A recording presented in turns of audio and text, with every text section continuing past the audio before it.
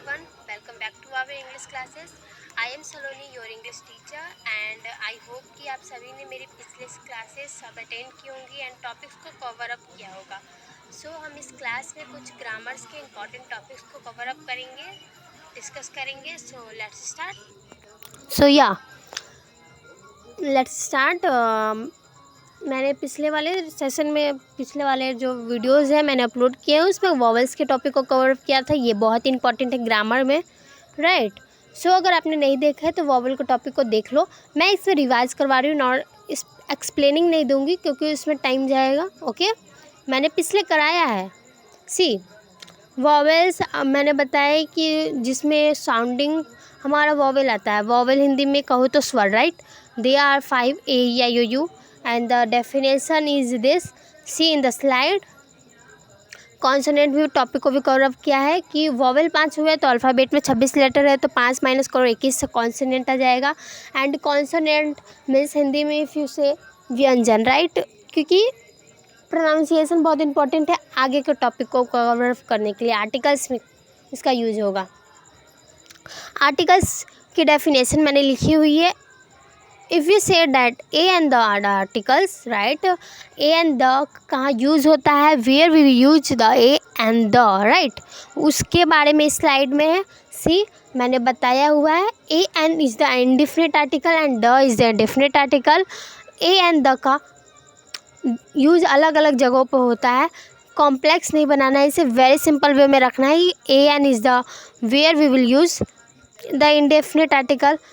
मतलब जहाँ पे स्पेसिफिक वर्ड ना मिले, पार्टिकुलर वर्ड ना मिले, जनरल वे में एक वर्ड मिले, वहाँ पे हम ए एन का यूज़ करेंगे, द का यूज़ करेंगे. जहाँ एक पार्टिकुलर एक स्पेशल वर्ड, एक स्पेसिफिक वर्ड का यूज़ हो रहा है, राइट. जैसे सन, the Taj Mahal, right.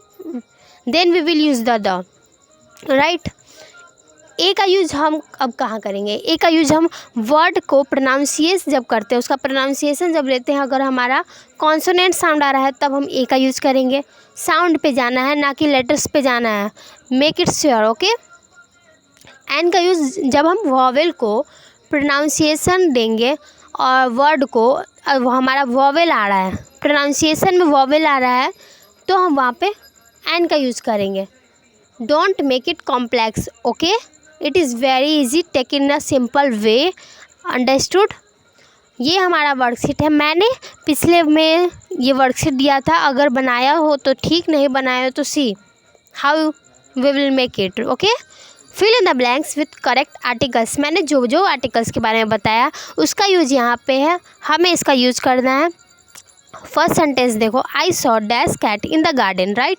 Cat, cat word के पहले है हमारा डैश, तो कैट वर्ड को हम देखेंगे. कैट वर्ड को अगर हम प्रोनाउंसिएशन देंगे, हमें लेटर्स नहीं देखना है कि वहाँ पे पहला वाला लेटर सी में है कि ए में है कि, राइट. वहाँ पे ये नहीं देखना है कि वो लेटर फर्स्ट स्टार्टली कहाँ से हो रहा है. Not, we have not to see this, we have to pronounce it, right. हमें उसे प्रोनाउंसिएशन देनी है. तो कैट वर्ड का जब हम प्रोनाउंसिएशन देते हैं तो कैट क आएगा, राइट. ये हमारा व्यंजन होगा. तो व्यंजन होगा कॉन्सोनेंट साउंड, तो कॉन्सोनेंट साउंड में ए का यूज होंगे. तो हम आई सॉ का cat in the garden. Second में देखो, she is eating dash apple. Apple word को देखना है. एप्पल में अगर हम प्रोनाउंसिएशन देंगे उसकी तो ए आ रहा है, राइट. ए का हमारा वॉवेल होता है. सो हम यहाँ पे एन का यूज़ करेंगे. We want to C dash Taj Mahal. Focus it that Taj Mahal is a specific word, not a general word. ये एक पार्टिकुलर वर्ड है. Taj Mahal, 7 wonders of the world, right. This is a particular word.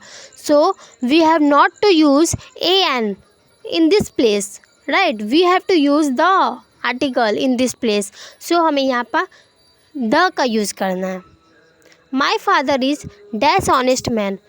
और यहाँ जो फोर्थ सेंटेंस है, ये complex बनाने के लिए, बच्चों को कंफ्यूज करने के लिए, स्टूडेंट को कंफ्यूज करने के लिए दिया रहता है कि honest.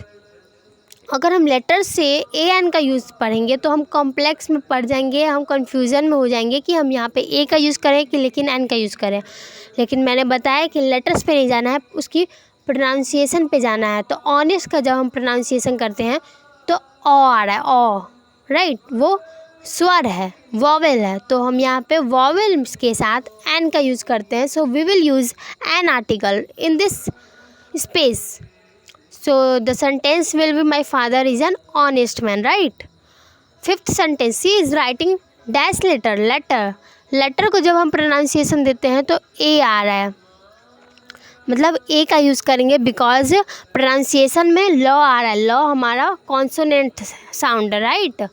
So this is the simple worksheet जो मैंने दी थी. अब मैंने उसके आंसर्स बता दिए हैं. आगे भी मैं वर्कशीट देती रहूँगी, क्योंकि जो हम चीज़ सिखाते हैं, जो हम चीज़ों को टॉपिक को कवर अप करते हैं, अगर उसको प्रैक्टिस नहीं करेंगे तो वो चीज़ें भूलते जाएंगे, right. So we have to do practice about it which we learned, right.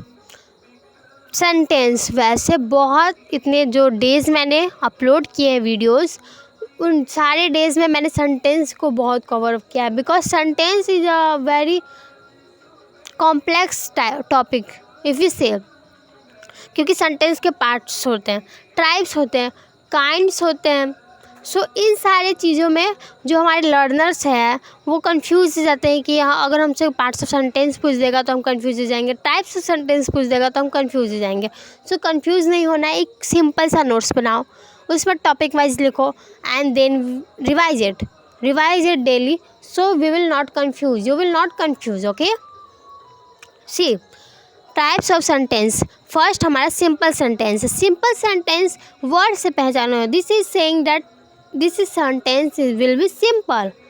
That definition, a sentence with one of subject and one verb. Sentence क्या कह रहा है कि इस सेंटेंस में हमारे एक सब्जेक्ट होगा और एक वर्ब होगा. हमें ज़्यादा कॉम्प्लेक्सिंग में नहीं जाना है, ज़्यादा उलझना नहीं है. सिंपल वे में कहा जा रहा है कि एक सब्जेक्ट रहना चाहिए भाई और एक ऑब्जेक्ट रहना चाहिए, एक वर्ब रहना चाहिए. फॉर एग्जांपल में देखो कि सी रीड्स बुक, वह किताब पढ़ती है. सी हमारा मेन सब्जेक्ट है, बुक हमारा ऑब्जेक्ट है, एंड रीड हमारा मेन वर्ब है, राइट. यहाँ पे कोई कॉम्प्लेक्स, कोई उलझने वाली बात नहीं है. एक सिंपल सा एक सिंगल आइडिया बताया जा रहा है, एक सिंपल सा सिंगल एक्शन बताया जा रहा है. So this is a simple sentence. Compound sentence, two और more independent clause. Simple sentence joined by a conjunction. Conjunction मैंने बताया था, जो दो सेंटेंस को जोड़ते हैं, जो दो सेंटेंस को जोड़ने का काम करते हैं, राइट. Revise it. तो डेफिनेशन से क्या कही जा रही है कि दो जो सेंटेंस को हम जोड़ेंगे, जितने सेंटेंस को हम जोड़ेंगे, दो या दो से ज़्यादा इंडिपेंडेंट जो क्लाउज हमारा, जो सेंटेंस को हम जोड़ेंगे, ज्वाइन करेंगे, वो हमारा इंडिपेंडेंट रहना चाहिए. मेन पॉइंट को याद रखो, इंडिपेंडेंट होना चाहिए. For example see, I like tea and she likes coffee. These two sentence, I like tea and she likes coffee, is independent. This is not dependent on another, right? The both sentence are independent. दोनों sentence जो I like tea है, मैं T पसंद करता हूँ, और वो coffee पसंद करती है, दोनों इंडिपेंडेंट है, दोनों एक दूसरे पे डिपेंडेंट नहीं है. लेकिन दोनों सेंटेंस को जोड़ा जा रहा है by using conjunction, right. And का यूज़ करके दोनों सेंटेंस को जोड़ा जा रहा है. It means the sentence will be compound sentence. So what is the definition of compound sentence? Learn it. Two और more independent clause join by conjunction. Okay. Complex sentence, ये नाम से ही है कॉम्प्लेक्स, थोड़ा कॉम्प्लेक्स उलझा देगा, राइट. समझना. One independent clause plus one और more dependent subordinate clause. Okay. पहले वाले में क्या था, मैंने बताया कि मेन पॉइंट को हमेशा याद रखो कि उस सेंटेंस में, उस टॉपिक में हमारा मेन पॉइंट क्या है.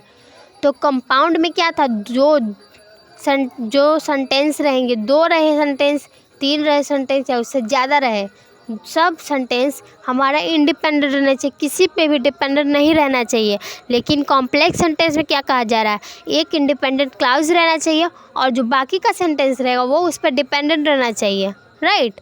एक ही इंडिपेंडेंट क्लाउज रहना चाहिए और बाकी जो भी हमारा ये दो रहे, चार रहे सेंटेंस, बाकी के लेफ्ट जो भी सेंटेंसेस रहे वो हमारे इस पर डिपेंडेंट रहना चाहिए, निर्भर रहना चाहिए.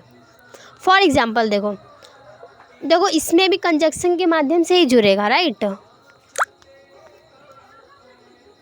तो हमारा एग्जाम्पल हो जाएगा I stayed at home because it was raining, right. पहला वाला सेंटेंस पहले वाले सेंटेंस पे निर्भर है। आई स्टेड एट होम ये इंडिपेंडेंट क्लाउज है, बट इट वाज रेनिंग ये डिपेंडेंट। बिकॉज का हम यूज़ करें conjunction, this is subordinating conjunction जो दो सेंटेंस को जोड़ रहा है। सेकेंड एग्जाम्पल देखो, she smiled when she saw her friend, मतलब जब उसने अपने फ्रेंड को देखा था तब उसने स्माइल किया था, तब वो खुश हुई थी। तो पहला जो सेंटेंस है वो डिपेंडेंट है, उसने स्माइल किया था, वो खुश हुई थी। क्यों खुश हुई थी वो? क्योंकि वो डिपेंडेंट है। जब उसने अपने दोस्त को देखा था, she saw her friend, so one is dependent and one is independent. Learn it. So worksheet is this, she sings beautifully, this is very simple way में एक सब्जेक्ट है, एक मेन वर्ड है। So this will be simple sentence. Second, I wanted to go for a walk but it started raining, ठीक है, ये compound हो जाएगा। Third is if you study hard you will pass the exam, मतलब एक simple way में कहा जा रहा है कि अगर तुम मेहनत करोगे, तुम पढ़ाई में मेहनत करोगे तो तुम पास होगे, otherwise you will not.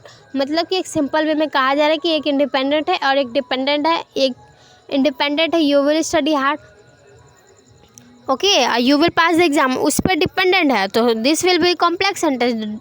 Fourth में देखो, द डॉग्स बार्क्ड, राइट, एक सिंपल वे में कहा जा रहा है the dog barked, one main subject one main verb, so this will be a simple sentence. Fifth sentence is this, because she was late she miss the bus, right. And इसमें subordinating conjunction क्या है बताओ?